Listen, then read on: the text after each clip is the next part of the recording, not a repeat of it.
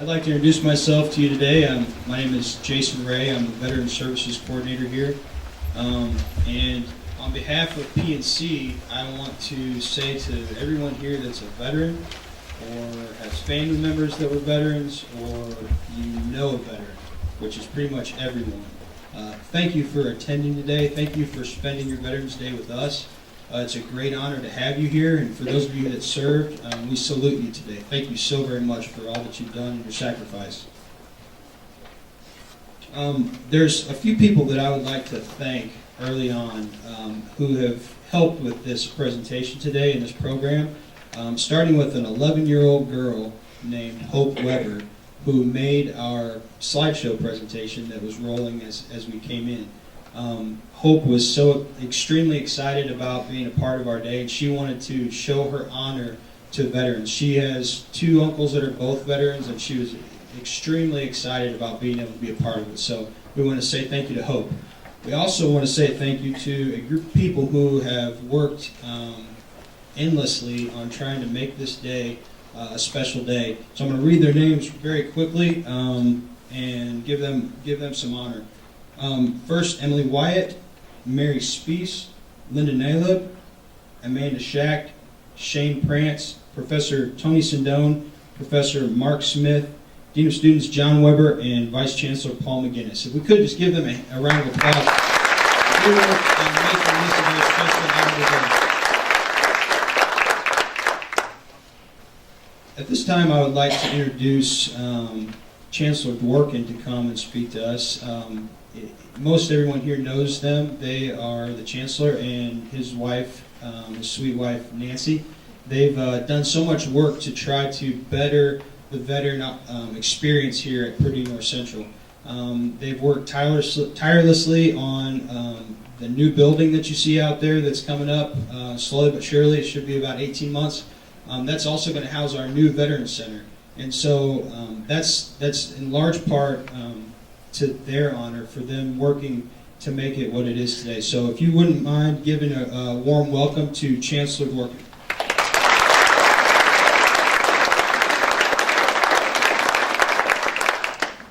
Well, thank you all for coming out today. I have some special people I'd like to just give a shout out to for being here today. I see State Representative Ed Solidays here.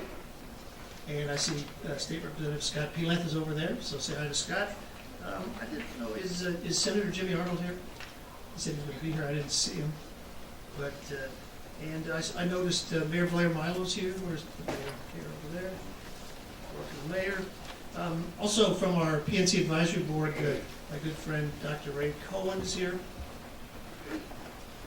And I want to make one other special introduction. One of the ladies that teaches for us here at PNC is Karen Doma. And Karen is a continuing lecturer of American Sign Language. And it was really my distinct honor a few minutes ago to get to meet her father. His name is Orville Stewart. He's sitting there in the front row. And Orville is a World War II veteran. He's 92 years old. He was a German prisoner of war. He was in the Army Air Corps and the father of Karen Doma. So let's give him a big hand.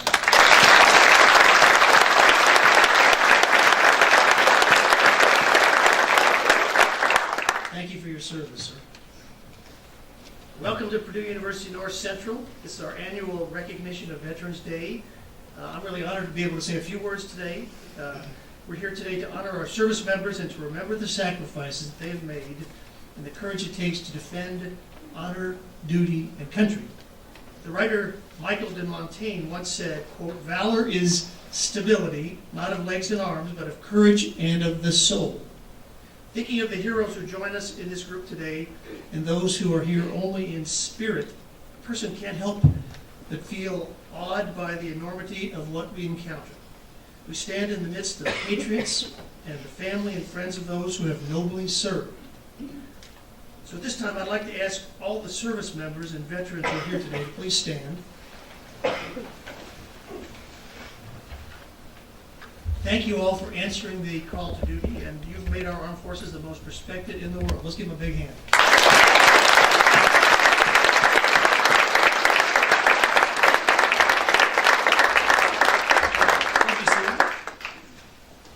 And then I'd also like to ask all the family members of any service members who are here today to stand. We know that you've lived through difficult times and often have taken a heavy load to keep the home fires burning. So I want to thank you for what you've done too. So family members and service members, please stand.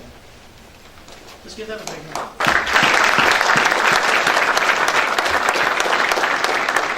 Thank you. Please be seated. So the service members we honor today come from all walks of life, but they shared several fundamental qualities together. They possessed courage, they possessed pride, they possessed determination, they possessed selflessness, and they possessed dedication to duty and integrity. All the qualities needed to serve a cause larger than oneself. Many of them didn't ask to leave their homes to fight on distant battlefields. Many didn't even volunteer. They didn't go to war because they loved fighting, but they were called to be part of something bigger than themselves.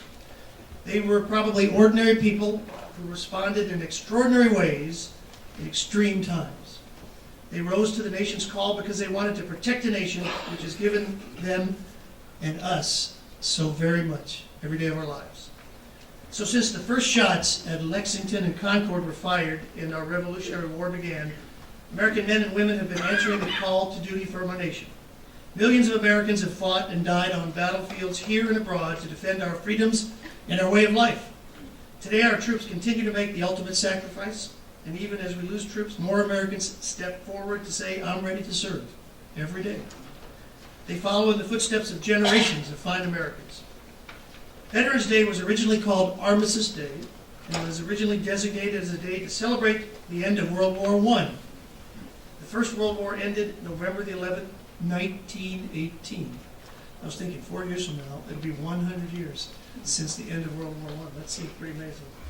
And the legislation that created Veterans Day was, and I quote, dedicated to the cause of world peace and to be hereafter celebrated and known as Armistice Day. As time went on and we engaged in further conflicts during World War II in Korea, veterans groups lobbied for change. Rather than honoring the armistice and only those who served in World War I, the holiday would now honor all veterans from every war and conflict the United States has encountered. We've honored our troops in their service and sacrifice that way ever since. We've awarded medals to many soldiers, added their names to many monuments, and named buildings for them to honor them for their bravery. But nothing can ever really replace the hole left behind by a fallen service member, and no number of medals and ribbons can comfort the ones left behind. Today, people throughout the country will gather today to remember, to honor, and to pay gratitude to those who have served our country. Our gathering here at PNC is just one small spark in the flame of pride that burns across the nation today and each and every day. This is but one small way we can honor those who have made the ultimate sacrifice so that we can all live in freedom. Your presence here today, and that of the people gathering all around America today, is a tribute to those lost troops and to their families.